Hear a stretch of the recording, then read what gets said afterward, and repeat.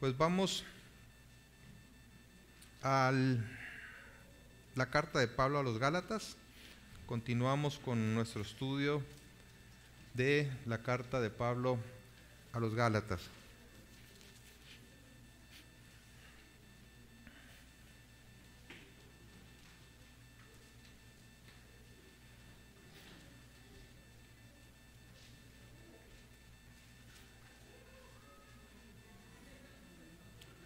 Muy bien, pues hoy es domingo 8 de mayo del 2022 y el pasaje que estaremos viendo es Gálatas 5 de los versículos 13 al 15 y he titulado este mensaje Servirnos o destruirnos.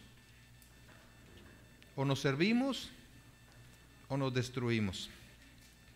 Gálatas 5 del 13 al 15. Dice así la palabra de Dios: porque vosotros, hermanos, a libertad fuisteis llamados, solamente que no uséis la libertad como ocasión para la carne, sino servíos por amor los unos a los otros. Porque toda la ley en esta sola palabra se cumple: amarás a tu prójimo como a ti mismo. Pero si os mordéis y os coméis unos a otros, mirad que también no os consumáis unos a otros. Oremos.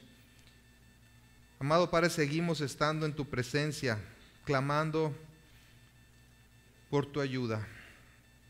Si tú no edificas la casa, en vano trabajan los albañiles. Señor, necesitamos que tú seas quien nos ilumine para comprender tu palabra y nos des el poder para recibirla y para actuar conforme a ella. Ayúdame, Señor, a exponer este pasaje fielmente y a cada uno de mis hermanos y hermanas a recibirlo, no como palabra de hombre, sino como palabra que viene de ti, Señor. Atesorarla, guardarla y practicarla, Padre. Todo esto lo hacemos por los méritos de Jesucristo, nuestro Salvador y Señor. Amén. Amén. No sé si ustedes saben, pero Mexicali, especialmente para los de fuera, es conocida como la ciudad de los altos. ¿Sí? Mira, pero si no hay montañas aquí, no hay cerros, ¿cómo que la ciudad de los altos? Sí, pero de los altos de disco en cada esquina. ¿Okay? Es, yo creo que la ciudad que más altos tiene en todo el país. En ninguna parte donde yo he estado he visto tantos altos. ¿Sí? Porque en realidad Mexicali, como sabemos, es plana como ninguna otra ciudad, ¿no? En cuanto a su geografía. Pero está plagada de altos, de topes, de semáforos. A pesar de que es una ciudad relativamente pues mediana, tardas mucho en llegar de una parte a otra porque no hay vías rápidas, todo está con altos. Así es que esto, junto con la proliferación de topes en las calles, es un indicador de la necesidad de poner restricciones al tránsito, ya que de otra manera cada quien haría lo que le parecería bien. Pero ¿qué pasaría si un día se quitaran los altos, los semáforos y los topes, apelando nada más a la conciencia de la gente?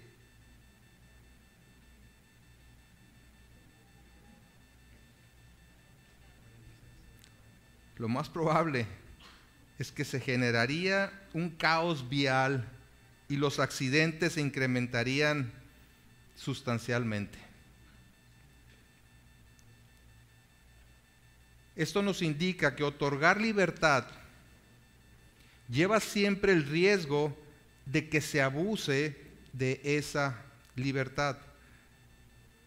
Sobre todo cuando no existe la disposición del corazón y la madurez para ejercitar esa libertad de una manera correcta. En su carta a los Gálatas, Pablo había estado exhortando a los hermanos a permanecer firmes en la libertad con la que Cristo los había hecho libres y a nunca más regresar al yugo de esclavitud. Pero muy posiblemente los judaizantes acusaban al apóstol de promover el libertinaje porque se oponía a que regresaran a la ley, pero regresar a la ley como un medio para justificarse o para santificar su vida.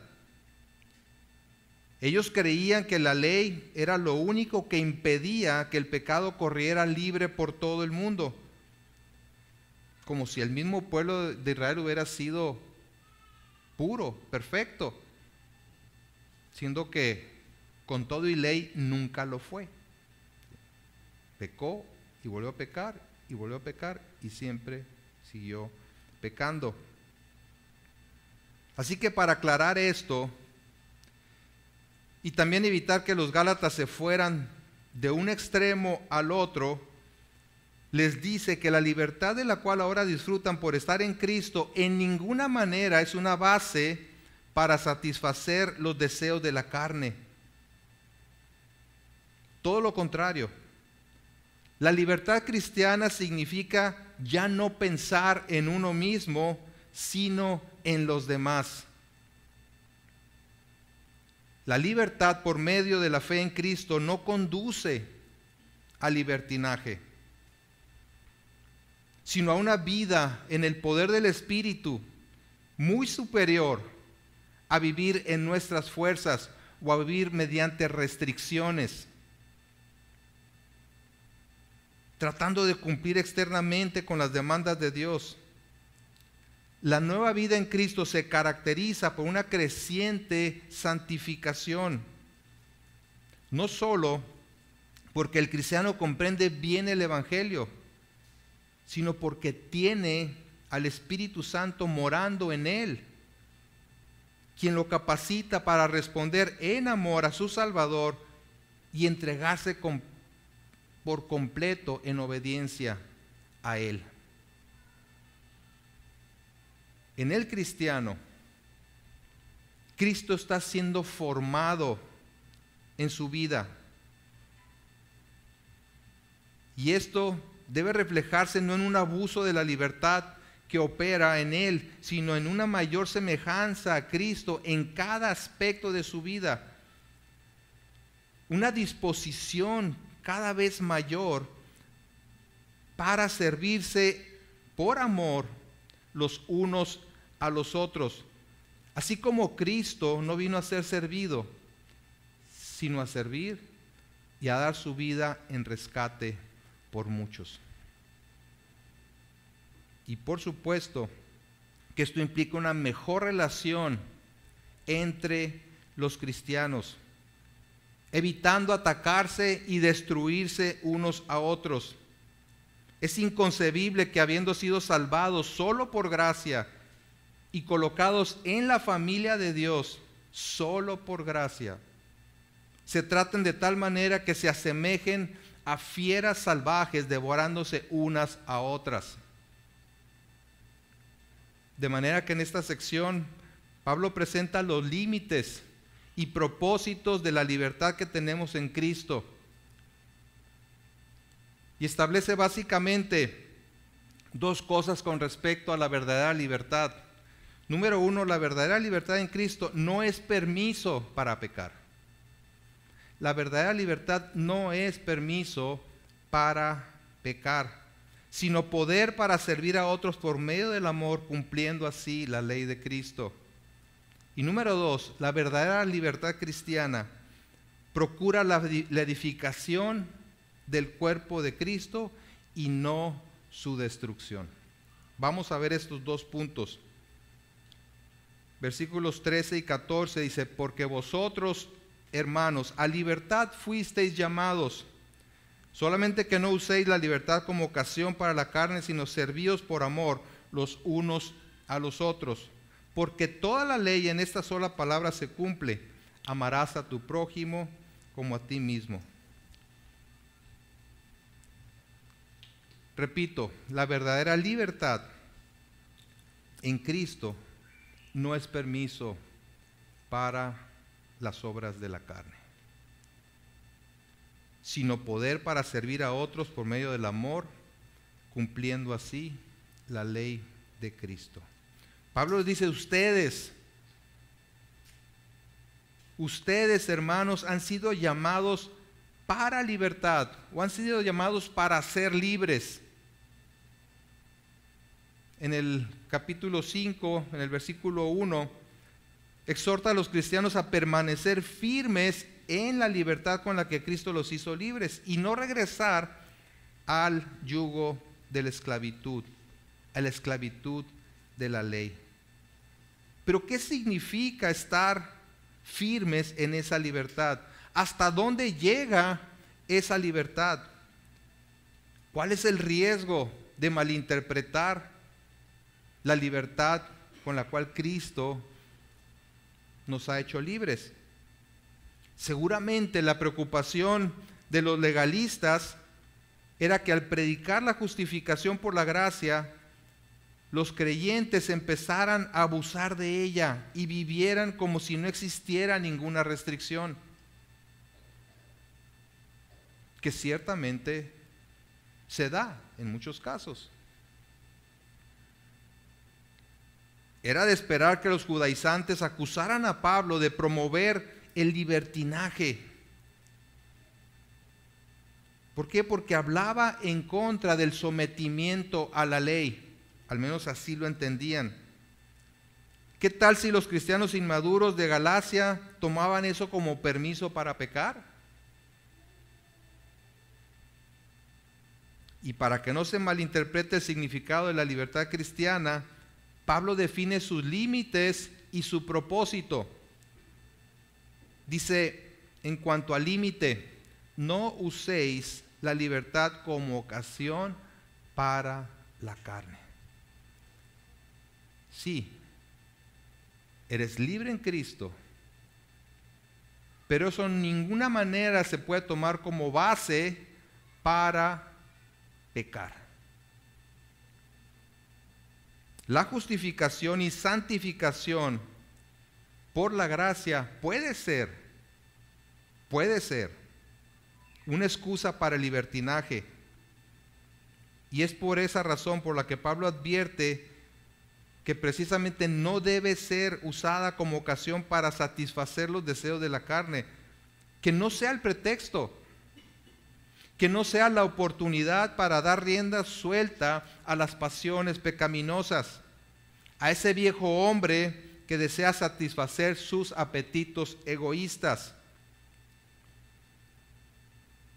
Dice en 1 de Pedro 2:16, como libres, pero no como los que tienen la libertad como pretexto para hacer lo malo, sino como siervos de Dios. Hemos sido liberados, pero no para usarlo como pretexto, dice Pedro, para hacer lo malo, sino como siervos, como sometiéndonos a Dios. Pasamos de una esclavitud que es al pecado a otra esclavitud muy distinta, que es la esclavitud a Dios, sometidos a Él. Y qué mejor que tener un amo como el Señor. En Judas 4 dice, porque algunos hombres han entrado encubiertamente, los que desde antes habían sido destinados para esta condenación, hombres impíos que convierten en libertinaje la gracia de nuestro Dios y niegan a Dios, el único soberano, y a nuestro Señor Jesucristo. De que hay gente que convierte en libertinaje la gracia, la hay.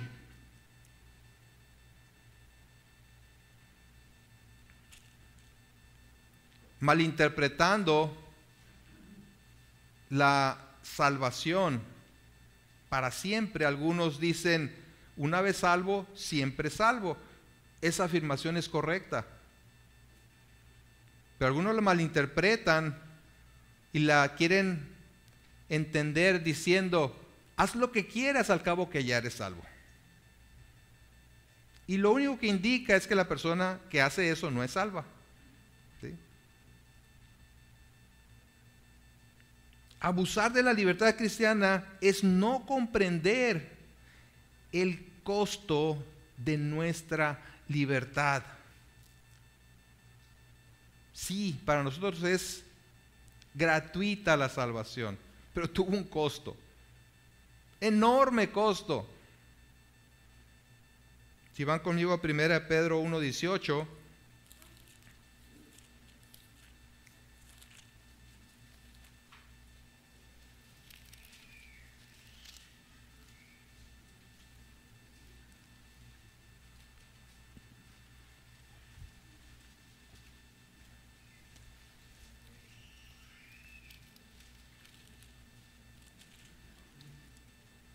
desde el 17 dice: y si invocáis por Padre aquel que sin acepción de personas juzga según la obra de cada uno, conducíos en temor todo el tiempo de vuestra peregrinación, sabiendo que fuisteis rescatados de vuestra vana manera de vivir, la cual recibisteis de vuestros padres, no con cosas corruptibles como oro o plata, sino con la sangre preciosa de Cristo, como de un cordero sin mancha y sin contaminación. Rescatados de vuestra vana manera de vivir con la sangre preciosa de Cristo. Precisamente porque Cristo pagó con su propia vida para salvarle, el cristiano verdadero no usa la libertad en Cristo para disfrutar del pecado, para ampararse en ella, para pecar, sino que odia el pecado y ama la justicia de Dios. Entiende que por la gracia de Dios ha sido libertado de la esclavitud al pecado y por lo tanto ahora es libre, pero es libre para no pecar. Así que en términos prácticos, más que ver la libertad como una oportunidad para centrarse más en sí mismo, el cristiano debe manifestarse en una entrega servicial por medio del amor. Por eso dice enseguida y como propósito, solamente que no uséis la libertad como ocasión para la carne, sino servíos por amor los unos a los otros. El contraste queda bien marcado. La libertad que tienes no es para satisfacerte a ti mismo. La libertad que tienes en Cristo es para servir por amor los unos a los otros.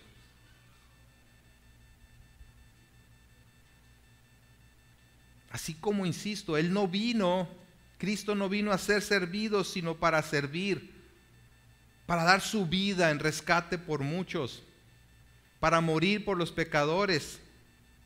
Así también todo cristiano ha nacido a una nueva vida que ya no gira alrededor de él, sino de su nuevo amo y los propósitos de su nuevo amo.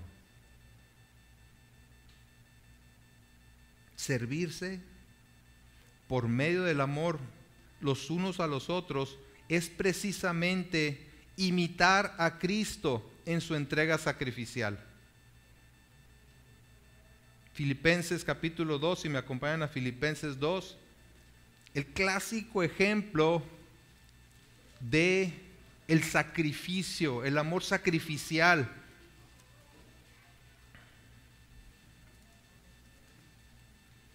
Filipenses 2, versículos 3 en adelante, dice así: nada hagáis por contienda o por vanagloria, antes bien con humildad, estimando cada uno a los demás como superiores a él mismo, no mirando cada uno por lo suyo propio. Esto es clave, hermanos. No mirando cada uno por lo suyo propio, sino cada cual también por lo de los otros. Ya no vivo centrado en mí, vivo centrado en las necesidades de los demás, en cómo puedo servir a mis hermanos. Versículo 5: haya pues en vosotros este sentir que hubo también en Cristo Jesús, el cual siendo en forma de Dios, no estimó el ser igual a Dios como cosa que aferrarse, sino que se despojó a sí mismo, tomando forma de siervo, hecho semejante a los hombres, y estando en la condición de hombre se humilló a sí mismo, haciéndose obediente hasta la muerte y muerte de cruz. Es la misma actitud que mostró el Señor Jesús cuando lavó los pies de los discípulos para ponerles el ejemplo. Se humilló para servir a los demás. Es un servirse unos a otros que surge de la nueva vida en Cristo, en la que ya no nos domina el egoísmo, sino el deseo de servir a los demás por medio del amor debido a la presencia y el poder del Espíritu Santo. No es por obligación, es como respuesta al amor que nosotros hemos recibido en Cristo. Es un servicio amoroso, es un servicio voluntario y de corazón, basado en esa libertad que hemos obtenido por medio de Jesucristo. Significa cumplir con la ley de Dios, pero de manera interna, cumplirla de corazón. De ahí que Pablo agrega en el versículo 14, porque toda la ley en esta sola palabra se cumple: amarás a tu prójimo como a ti mismo. ¿Quieres cumplir la ley? ¿Quieres cumplir la ley? Jesús la resumió en dos: ama a Dios sobre todas las cosas y a tu prójimo como a ti mismo. En eso consiste toda la ley. ¿Quieres cumplir la ley? Dice Pablo aquí: ama a tu prójimo. O no digas que estás cumpliendo la ley y no estés amando a tu prójimo. ¿Sí? Esa es la verdadera libertad.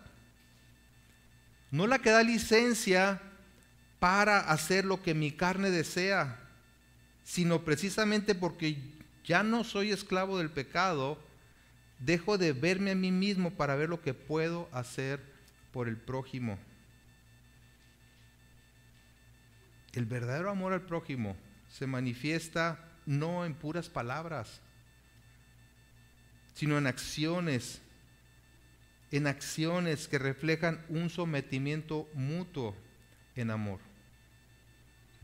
Porque cuando dice servíos por amor los unos a los otros, la palabra servíos es sométanse unos a otros. No es nada más presta un servicio, como hubiera sido la palabra diácono,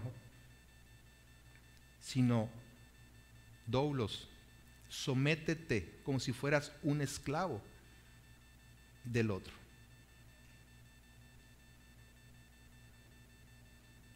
Así que la verdadera libertad no es pretexto para pecar, sino poder para cumplir la ley de Dios.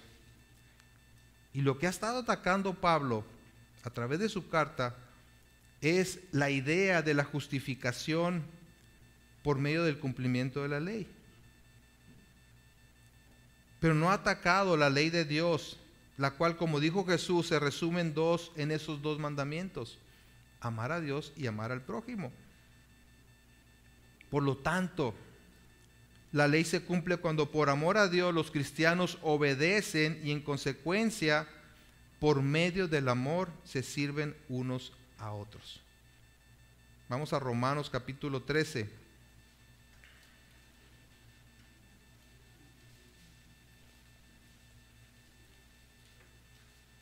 Romanos 13, versículo 8.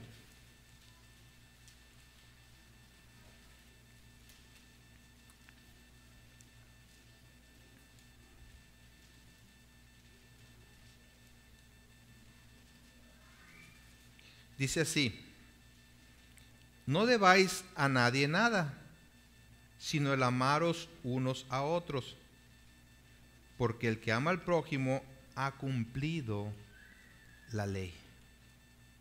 9.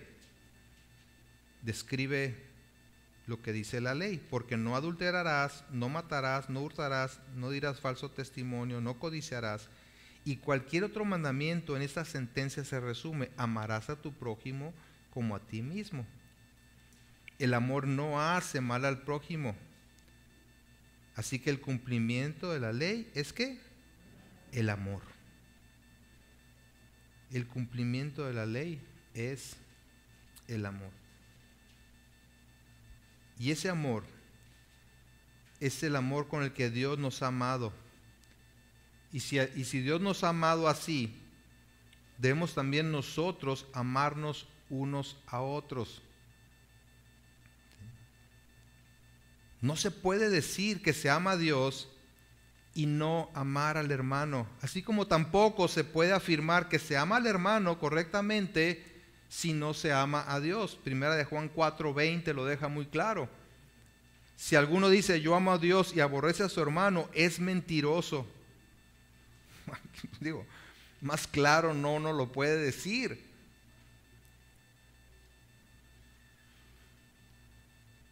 Si alguno dice yo amo a Dios y aborrece a su hermano, es mentiroso. Pues el que no ama a su hermano a quien ha visto, ¿cómo puede amar a Dios a quien no ha visto?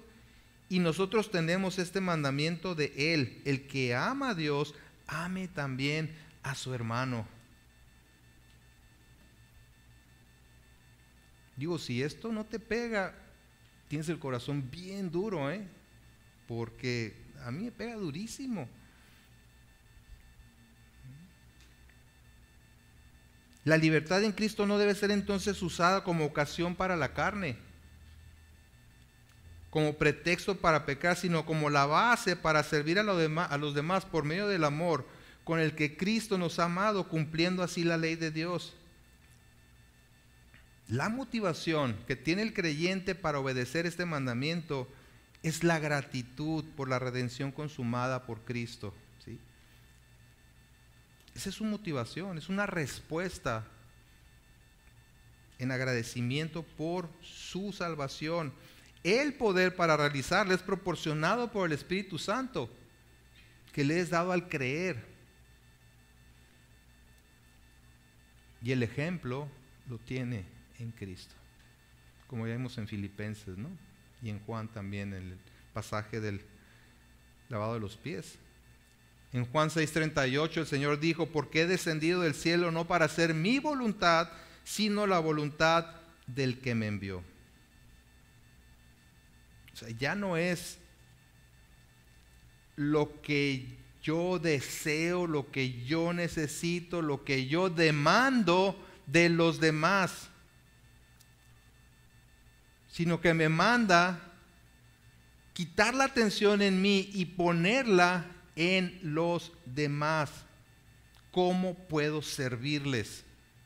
¿Cómo puedo amarlos mejor? Pero ¿qué es lo que sucede cuando los cristianos no aman y sirven a sus hermanos en la fe, sino que se sirven a sí mismos? Comienzan los problemas, comienzan los conflictos, las ofensas, los pleitos, los celos, iras, contiendas, disensiones, ataques y todas esas cosas horribles que menciona un poco más adelante Pablo. Lo opuesto a servirse por amor los unos a los otros es, dice en el versículo 15, morderse y comerse hasta el grado de destruirse. Pero si os mordéis y os coméis unos a otros, mirad que también no os consumáis unos a otros. La verdadera libertad procura no la destrucción, sino la edificación del cuerpo de Cristo. En la Nueva Versión Internacional ese versículo se lee así: pero si siguen mordiéndose y devorándose, tengan cuidado, no sea que acaben por destruirse unos a otros. Pablo dice pero es decir, si en lugar de servirse por medio del amor se muerden y se comen unos a otros, terminarán destruyéndose. Y es una imagen terrible, sobre todo teniendo en cuenta que se trata de cristianos, se trata de hermanos en la fe. Usa palabras muy fuertes. Morder significa aplicar una mordida con el objetivo de hacer daño, como una mordida de serpiente. En Génesis 49:17 dice, será Adán serpiente junto al camino, víbora junto a la senda, que muerde los talones del caballo y hace caer hacia atrás al jinete. Cuando Pablo dice aquí, si os mordéis, está hablando de aplicar una mordida venenosa. Comer significa no solo hacerlo para alimentarse, sino devorar por completo. Y hablando de los 2 testigos en Apocalipsis, dice, si alguno quiere dañarlos, sale fuego de la boca de ellos y devora a sus enemigos. Habla de devorar.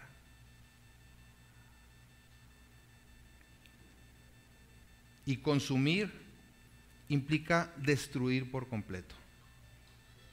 Destruir por completo, acabar por completo con su presa. Lucas 9:54 dice, viendo esto sus discípulos Jacobo y Juan dijeron, Señor, ¿quieres que mandemos que descienda fuego del cielo como hizo Elías y los consuma? O sea, los aniquile, los desaparezca. Entonces, como les digo, son palabras muy fuertes. Y es una advertencia que Pablo está haciendo. Él tiene en perspectiva una escena en la que una fiera está devorando a su presa. Por eso le dice, tengan cuidado. No sea que acaben por consumirse o destruirse unos a otros. Y alguien sabiamente dijo, cuando los perros y los lobos se muerden entre sí, es de acuerdo con su naturaleza. Pero que las ovejas se muerdan y destruyan entre sí realmente es inaceptable. Los conflictos entre los miembros de la iglesia jamás deben escalar a tal grado. ¿Sí? Ahora, ¿sería algo que en realidad estuviera ocurriendo entre los hermanos de las iglesias de Galacia? ¿O Pablo solo está advirtiendo lo que pudiera pasar de seguir en esa actitud divisoria? No lo sabemos con certeza. Es difícil creer que algo así estuviera sucediendo entre los miembros de las iglesias. Sin embargo, el mandamiento de Pablo para servirse unos a otros por medio del amor, así como lo que dice más adelante en su carta, me hace pensar que ya se empezaban a dar ciertas situaciones de conflicto entre los gálatas, mas no necesariamente de manera generalizada. Había sectores que estaban bien enganchados en disputas, sobre todo por el tema del legalismo versus el libertinaje.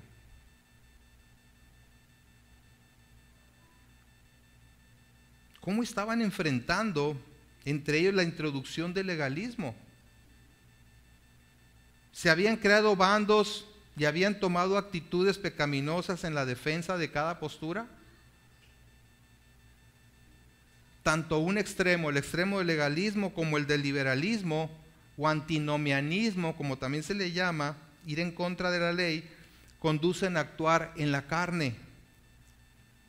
El legalismo incita al orgullo, porque el legalista piensa que es mejor que los demás, que él sí cumple con todos los requisitos de la religión y se ve como superior. Por su parte, el liberalismo promueve el pecado con el argumento que debido a que Cristo ya cumplió con la ley, puede vivir como quiera, ¿sí? Dando rienda suelta a los deseos pecaminosos que aún persisten en su vida. Pero la vacuna en contra de estas actitudes ya la dio Pablo: servirse por amor los unos a los otros. En lugar de destruirse en el odio y en el conflicto, sírvanse por amor, por medio del amor, los unos a los otros. Edifiquen su vida en lugar de destruir su vida. en su carta a los Romanos, Pablo exhorta a los cristianos los más maduros en su vida espiritual que reciban, es decir, que acepten a los débiles en la fe. Y también pide al más débil en la fe a no juzgar al fuerte. Vamos a Romanos 14, versículos 1 en adelante.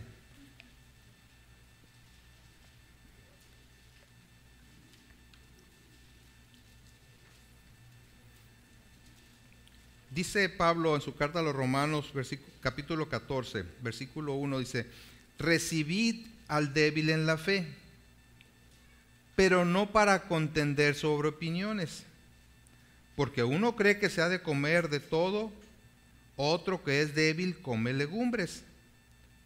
El que come no menosprecia al que no come, y el que no come no juzgue al que come, porque Dios le ha recibido. Uno es fuerte en la fe, o más fuerte en la fe, otro es más débil. Ni uno debe atacar al otro, ni el fuerte al débil, ni el débil juzgar al fuerte por lo que hace. ¿Sí? Y como Pablo ya explicó, el principio que gobierna la libertad cristiana siempre es el amor. No un amor que tolera el pecado, el amor en la verdad. Por lo tanto, el creyente que tiene una conciencia demasiado estricta y el que tiene una conciencia un tanto más libre dentro de lo que está permitido por Dios, hago la aclaración, deben aceptarse y servirse con amor el uno al otro en Cristo. De no ser así, se van a comportar igual que la mayoría de los paganos, impíos y egoístas, que son capaces de destruirse mutuamente por diferencias de opinión. La falta de amor lleva a la destrucción completa, pero también a un pésimo testimonio ante los incrédulos que nos están viendo con lupa. Míralos, y eso que se dicen cristianos, pero mira cómo se llevan, mira cómo se destruyen.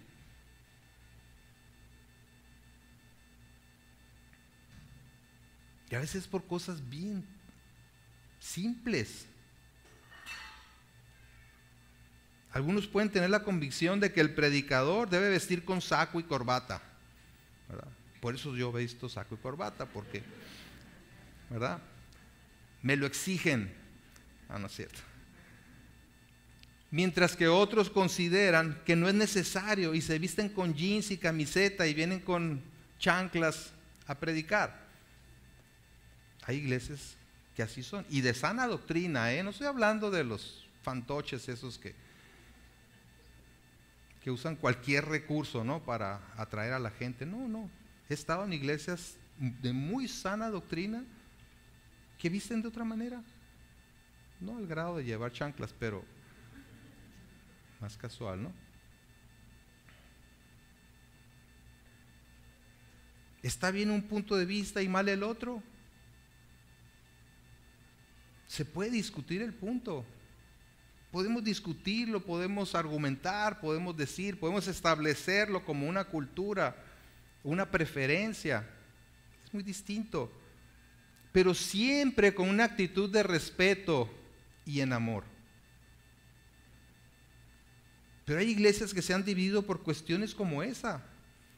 O por el color de la pintura. No, es que no me gusta el color de la pintura. ¿Sí? O la temperatura en la que debe estar el auditorio. No, es que ahí lo ponen bien frío. Y en lugar de traerse un chalecito o algo, pues mejor se quejan y se van, ¿verdad? Porque pues no, está muy frío. Entonces prefieren ir a una iglesia liberal, ¿verdad? Pero que la temperatura esté bien. ¿Okay? Lo peor es crear partidos y empezar una campaña de murmuración y ataques en contra de otro o de otros miembros de la iglesia. Fíjense lo que dijo Calvino. Cuán doloroso, dice él, cuán doloroso, cuán fuera de razón es que nosotros que pertenecemos al mismo cuerpo nos asociemos unos con otros y por iniciativa propia para la destrucción mutua. Es sumamente doloroso, y es inaceptable que pertenezcamos al mismo cuerpo, al cuerpo de Cristo, que Él compró con su sangre, para asociarnos unos con otros, pero no para servirnos, sino para destruirnos. Y es lo que pasa cuando alguien está enojado y comparte su enojo con otros y se crea una situación ahí de murmuración en contra de otros, ¿sí?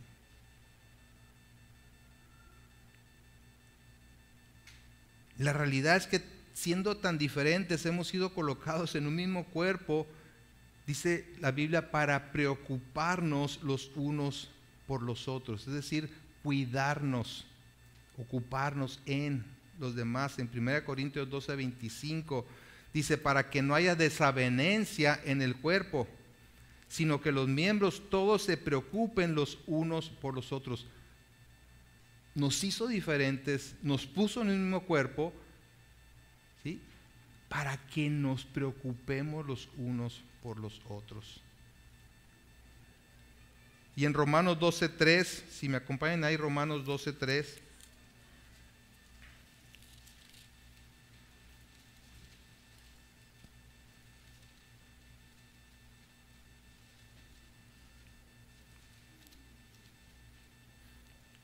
Digo pues, por la gracia que me es dada, a cada cual que está entre vosotros, que no tenga más alto concepto de sí que el que debe tener, sino que piense de sí con cordura, conforme a la medida de fe que Dios repartió a cada uno.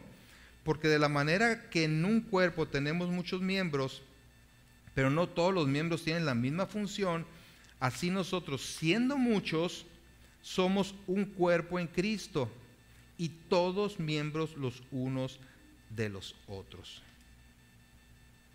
Así que Pablo escribe no solo para prevenir que los conflictos lleguen a ser más intensivos y más extensivos, sino para exhortar a los hermanos a adoptar el camino que él llama más excelente, que es el camino del amor.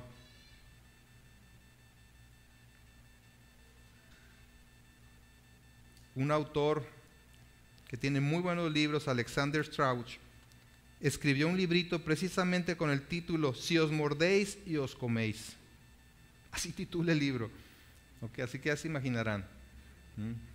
Pequeño libro, muy práctico. Dice, en él presenta principios bíblicos para solucionar conflictos. Y entre otras cosas, miren lo que dice.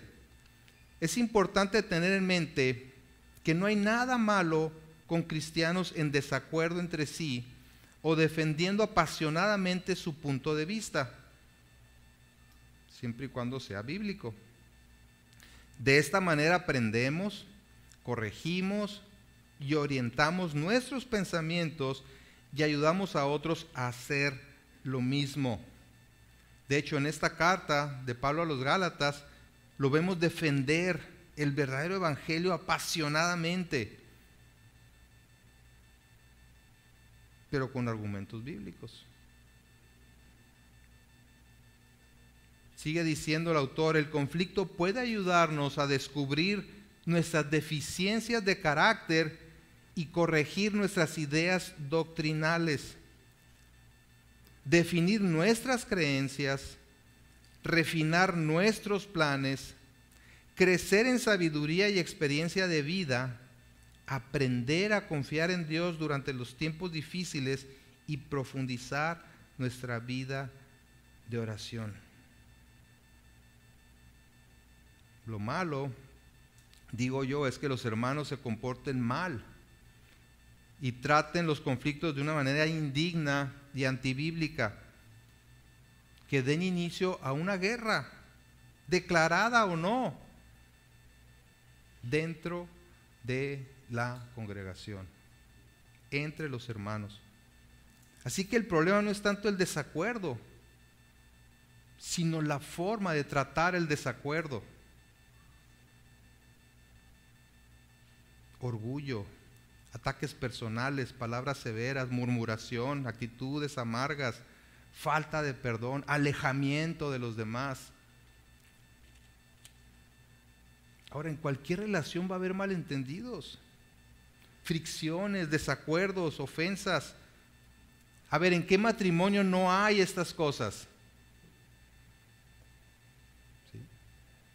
Entre más cercana de la relación, más fricción tiende a existir. Pero la manera de enfrentarlo determina qué tan espirituales realmente somos. En el matrimonio no salimos corriendo nada más porque existen diferencias. No salimos corriendo simplemente porque no estamos de acuerdo con algo, ni aún por ofensas de los unos a los otros.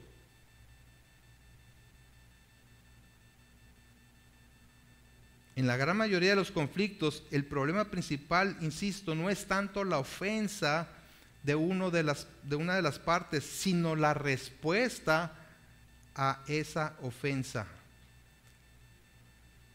Y que además puede ser una ofensa percibida, ni siquiera una verdadera ofensa.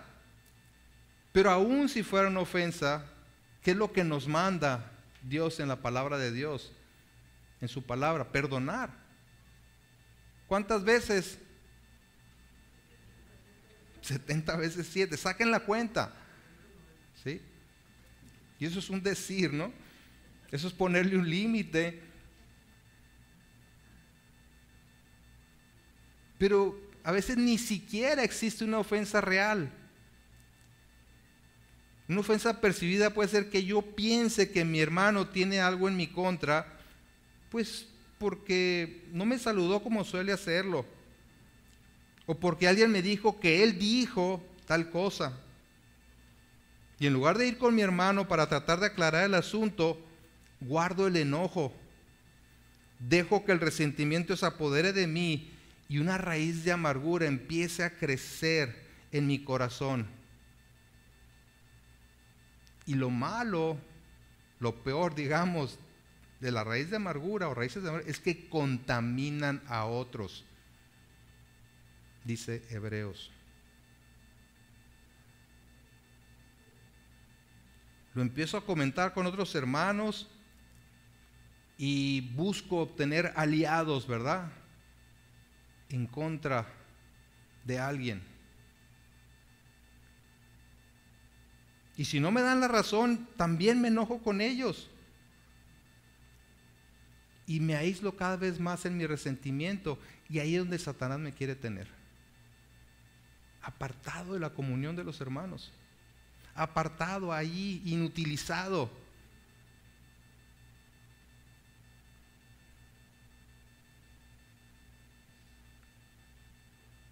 ¿Cuál es la manera en la que debo responder a una ofensa? No es tan complicado. Lo hacemos complicado por el orgullo, por no entender el Evangelio. ¿Qué dice el Señor en cuanto a perdonar a mi hermano? Vamos a Mateo capítulo 18.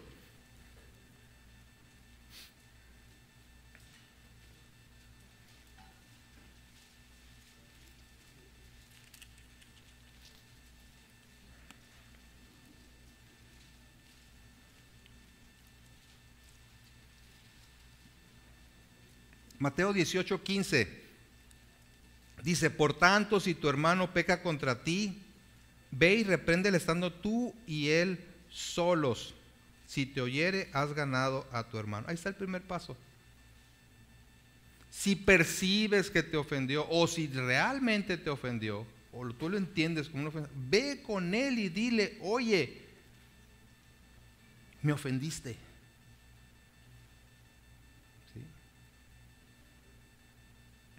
Si su respuesta es espiritual,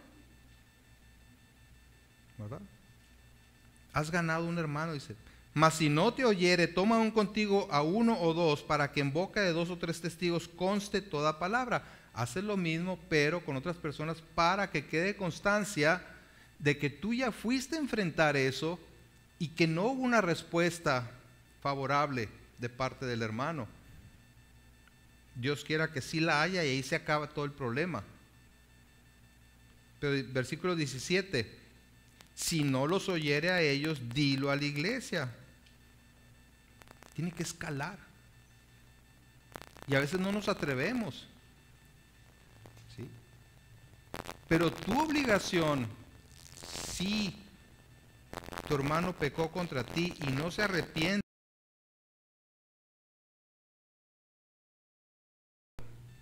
a la iglesia, ya le advertiste, ya le dijiste, ya lo buscaste, tienes que ir. ¿Y quién es la iglesia? Los miembros de la iglesia local, empezando por los líderes. Empezaríamos por ellos, por los pastores, y si es necesario ir más allá, se le dice a toda la iglesia. Y si no oyere a la iglesia, tenle por gentil y publicano. Es una persona que no se arrepiente, entonces la iglesia lo declara inconverso. ¿Sí? Ahora, hay otro caso, Mateo capítulo 5.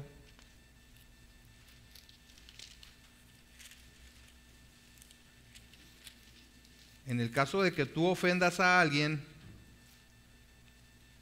dice el versículo 23, por tanto, si traes tu ofrenda al altar y ahí te acuerdas de que tu hermano tiene algo contra ti, ¿sí? O sea, implica que lo ofendiste, entonces tiene algo contra ti.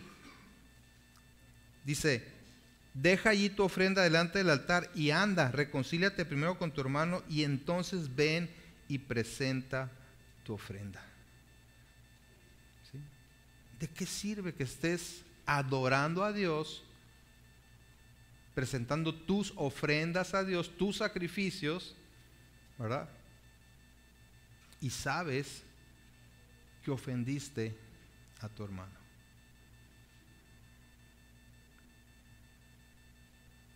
Lo que vemos aquí entonces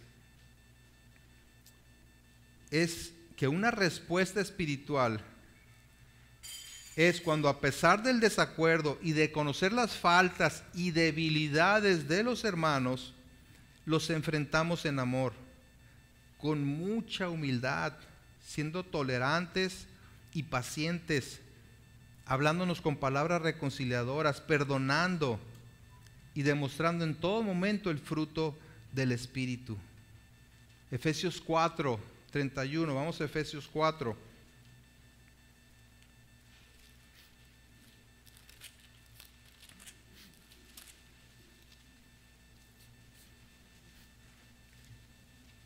Versículo 31 dice, quítense de vosotros toda amargura, enojo, ira, gritería, maledicencia y toda malicia.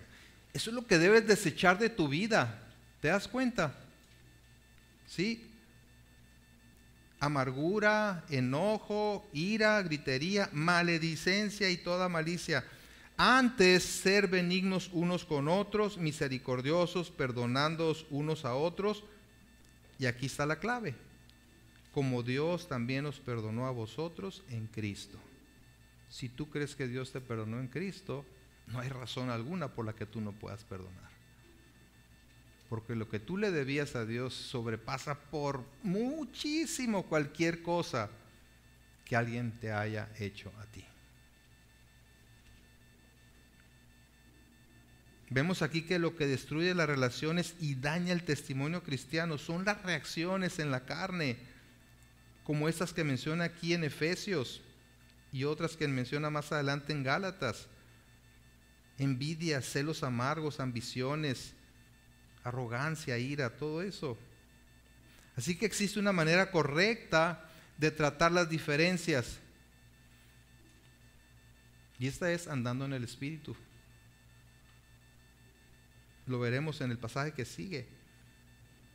Lo cual significa hacerlo teniendo en cuenta el Evangelio y sus implicaciones del perdón y la misericordia, siendo guiados por la palabra de Dios y los principios bíblicos.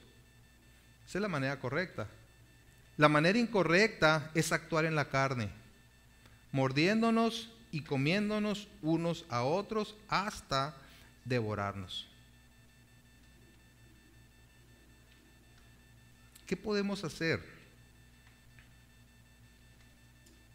Pues varias cosas, ¿no? Uno es hablar la verdad en amor, como nos manda la Biblia, confrontándonos bíblicamente sobre cualquier problema. Hablar la verdad en amor. Pensar en primer lugar todo lo bueno y no partir de las malas intenciones. Es que seguramente. Luego ponemos intenciones en cualquier acción de alguien o falta de acción de alguien. No difamar o hablar mal de los demás, evitar los chismes y la murmuración. Y estar dispuestos a perdonar cualquier ofensa, así como Cristo nos perdonó. Comprometernos a orar unos por los otros. Amarnos a pesar de las diferencias. No extender nuestro resentimiento. Detenerlo a través del amor cristiano. Y si no nos podemos poner de acuerdo, acudir a los pastores para tratar el asunto.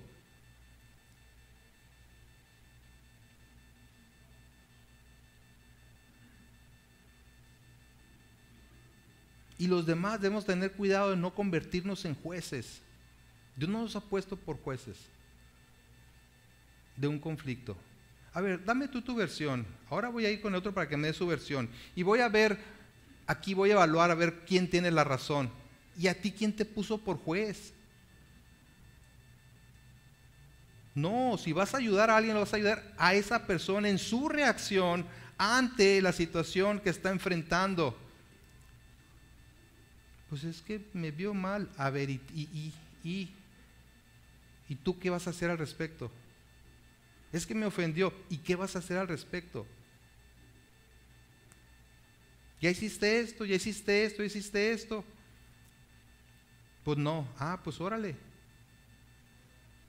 Y si no lo hace, yo voy a ir con los pastores y les voy a decir. Pero no ponerse ahí a ver, voy a escuchar, a ver, ¿quién tiene la razón? Y ni siquiera a veces ni escuchamos la otra versión, nomás escuchamos lo que nos dicen, ¿verdad? Una de las partes.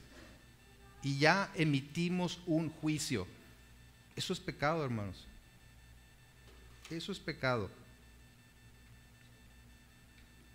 Cuando surge el conflicto, nuestras actitudes y comportamientos deben reflejar nuestra nueva vida en Cristo. Eso es lo que ha estado enfatizando Pablo aquí. Lo dijo en el 2:20 de Gálatas: con Cristo estoy juntamente crucificado y ya no vivo yo, mas vive Cristo en mí. Esa es la libertad cristiana. Y lo que ahora vivo en la carne, lo vivo en la fe del Hijo de Dios, quien me amó y se entregó a sí mismo por mí. ¿Sí? Así que en lugar de mordernos y comernos unos a otros, debemos servirnos por medio del amor unos a otros, cumpliendo así la ley de Cristo, que es amar a tu prójimo como a ti mismo. Y esto solamente es posible en el Espíritu.